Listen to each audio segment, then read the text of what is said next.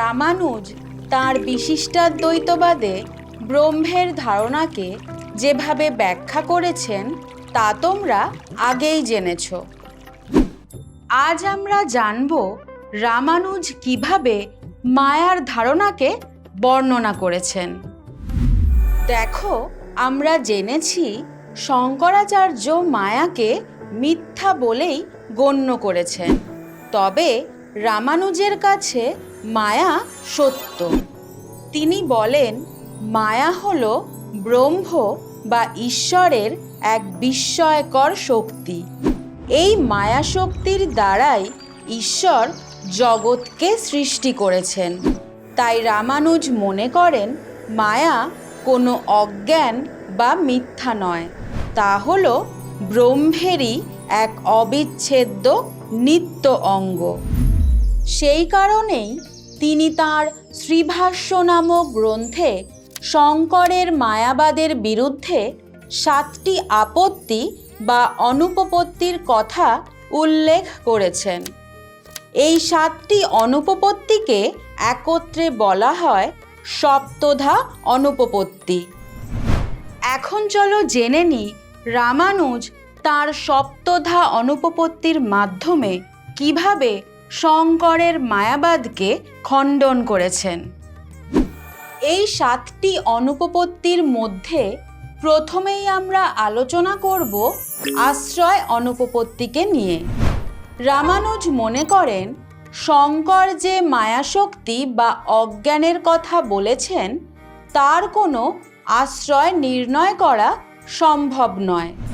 আর আমরা জানি শক্তি মাত্রই আশ্রয়ের প্রয়োজন হয়।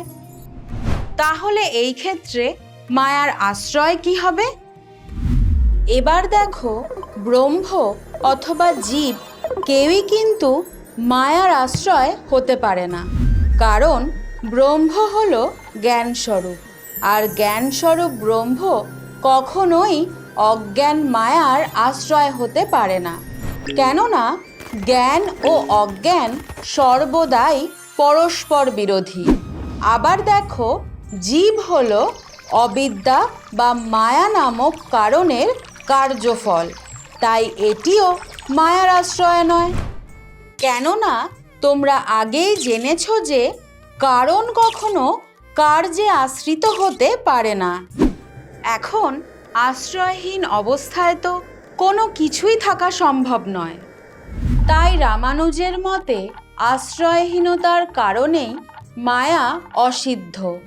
তবে রামানুজের এই আপত্তির উত্তরে শঙ্করাচার্যপন্থীরা বলেন, জীব ও ব্রহ্ম উভয়কেই মায়া বা অবিদ্যার আশ্রয় বলা যেতে পারে। এবার দেখো, মায়া ও জীবকে যদি পরস্পর নির্ভরশীল বলে গণ্য করা হয় তাহলে জীবকে মায়ার আশ্রয় বলাই যেতে পারে। যেমন ত্রিভুজ ও তার বাহু, অথবা পিতৃত্ব ও পুত্রত্ব, এরা পরস্পর নির্ভরশীল। এখানে বাহুর আশ্রয় ত্রিভুজ এবং পুত্রের আশ্রয় পিতা। আবার দেখো, ব্রহ্মকেও মায়ার আশ্রয় বলা যেতে পারে, কিন্তু তখন মায়াকে জীবের মধ্যে এক ভ্রম সৃষ্টিকারী শক্তি হিসেবে গণ্য করতে হবে। কিন্তু এক্ষেত্রে মনে রাখতে হবে, মায়ার শক্তি ব্রহ্মকে কোনোভাবেই প্রভাবিত বা দুষ্ট করতে পারে না। ঠিক যেমন কোনো জাদুকর যখন জাদু খেলা দেখায় তখন সে তার জাদু শক্তি দ্বারা সকলকে মোহগ্রস্ত করলেও সেই জাদু শক্তি জাদুকরকে কোনোভাবেই প্রভাবিত করতে পারে না। তাই অদ্বৈত বেদান্তিগণ মনে করেন রামানুজ কর্তৃক এই আপত্তিটি যুক্তিযুক্ত নয়। এরপর আমরা দ্বিতীয় অনুপপত্তি বা আপত্তি নিয়ে আলোচনা করব। সেটি হলো তিরোধান অনুপপত্তি। দেখো, অদ্বৈত বেদান্তে বলা হয় মায়া বা অজ্ঞান সব প্রকাশ ব্রহ্মকে আবৃত করে দেয়। ঠিক এখানেই রামানুজ আপত্তি করেছেন। তিনি বলেন, ব্রহ্ম যদি অবিদ্যা দ্বারা আবৃত হন, তাহলে ব্রহ্মের স্বয়ং প্রকাশত্ব স্বরূপ অবশ্যই বিনষ্ট হয়ে যাবে। তবে ব্রহ্ম তো স্বয়ং প্রকাশক, তাই রামানুজের মতে মায়া অসিদ্ধ। এই ক্ষেত্রে শঙ্করপন্থীরা বলেন, মায়া দ্বারা ব্রহ্মকে আবৃত করার অর্থ এই নয় যে সপ্রকাশ ব্রহ্মের তিরোধান ঘটে, বরং এর দ্বারা বোঝানো হয় মায়ার প্রভাবে আমরা ব্রহ্মের প্রকৃত স্বরূপকে উপলব্ধি করতে পারি না। চলো একটি উদাহরণের মাধ্যমে বিষয়টিকে বুঝিয়ে বলি।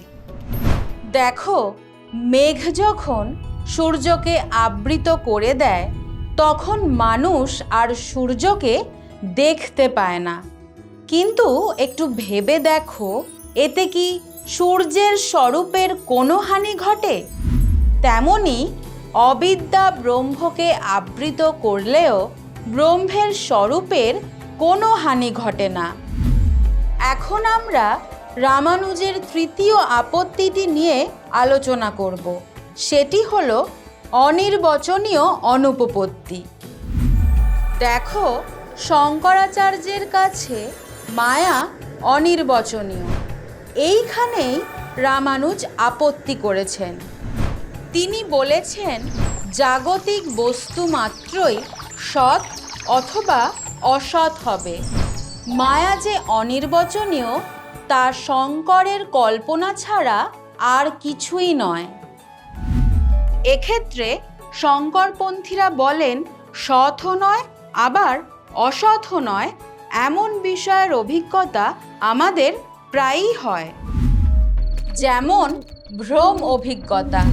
ভ্রমের বিষয়কে আমরা সৎ বলতে পারি না। এই যেমন অন্ধকারে রজ্জু প্রত্যক্ষ করার ফলে আমাদের সর্পভ্রম হয়। এক্ষেত্রে সর্পকে কিন্তু সৎ বলা যাবে না, কেননা আলোর দ্বারা আমরা রজ্জুকে রজ্জু বলেই দেখি। তখন আমাদের আর সর্পজ্ঞান হবে না। আবার ভ্রম জ্ঞানের বিষয় অসৎও নয়। অন্ধকারে রজ্জুতে যখন আমরা সর্পকে প্রত্যক্ষ করছি, তখন তো সর্প আর অসৎ হবে না, কারণ অসৎ বস্তু কখনোই প্রতিভাত হয় না। কিন্তু এখানে সর্পটি যে প্রতিভাত হয়েছে তাতে কোনো সন্দেহ নেই। তাহলে দেখো, রজ্জুতে সর্প সৎও নয় আবার অসৎও নয়। তাই এই ভ্রমের বিষয়কে অনির্বচনীয় বলা ছাড়া আর কোনো উপায় নেই।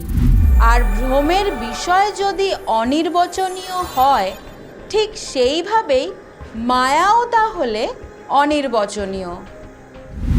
আজকের ক্লাসে আমরা রামানুজের সপ্তধা অনুপপত্তির অন্তর্গত 3টি আপত্তি সম্বন্ধে জানলাম। পরবর্তীতে আমরা বাকি আপত্তিগুলি সম্বন্ধে জানব।